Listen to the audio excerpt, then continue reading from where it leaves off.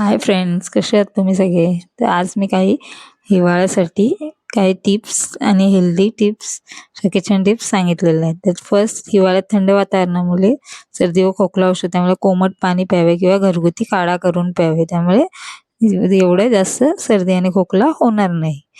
दुसरी, या दिवसात पालेभाज्या भरपूर प्रमाणात येतात, तेव्हा त्या पालेभाज्या आपल्या रोजच्या जेवणात आपण वापर करू शकतो. जसे पालकवडी, पराठा, थालीपीठ अशा वेगवेगळ्या पदार्थात आपण पालेभाज्या वापरू शकतो. जर मेथी भरपूर आरोग्यासाठी चांगली, त्यामुळे मेथीचा आपण आहारात समावेश करा. मेथीची भाजी किंवा लाडू बनवून आपण खाऊ. या टिप्स जर आपल्याला आवडल्या तर लाईक, सबस्क्राईब, शेअर करा. चौथी टिप्स आहे आपली खारीक. खारीक थोडे तुपावर भाजून ते फोडून मिक्सरमध्ये बारीक पूड करून ठेवा. त्यामुळे ते दुधात टाकून किंवा आपण असं लाडू बिडू करून आपण खाऊ शकतो.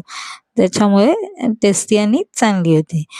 पाचवी टीप आपली आहे, हिवाळ्यात आवळे मोठ्या प्रमाणात येतात. आवळे हे कॅल्शियम आणि भरपूर प्रमाणात आपल्याला मिळते. त्याच्यामुळे त्याचा आवळ्याचा ज्यूस, मुरंबा, लोणचे, कँडी किंवा चटणी हे पदार्थ आपण खाऊ शकतो.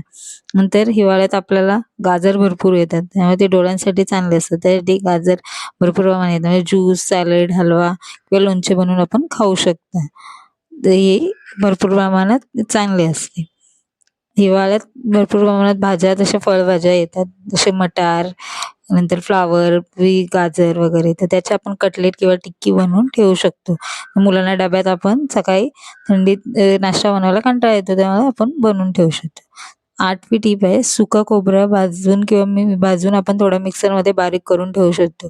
तसे शेंगदाणे पण भाजून कूट करून ठेवले, म्हणजे आपल्या भाज्या, कोणत्याही पालेभाज्या किंवा रस्साभाज्यामध्ये आपल्याला यूज करता येईल. त्यामुळे आपला वेळ वाचेल.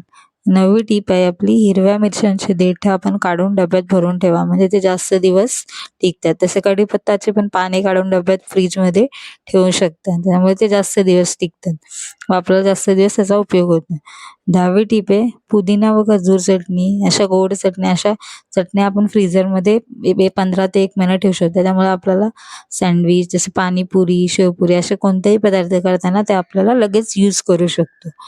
नंतर 11वी टिप आहे, खजूर व ड्रायफ्रूटचे रोल आपण किंवा लाडू असे बनवून ठेवले, तर सकाळी कधी कधी घाईत नाश्ता नसेल भेटला तर आपण एखादे खाल्ले तरी आपल्याला चांगलं असतं आणि आपल्या आरोग्यासाठी ड्रायफ्रूट चांगले असतात.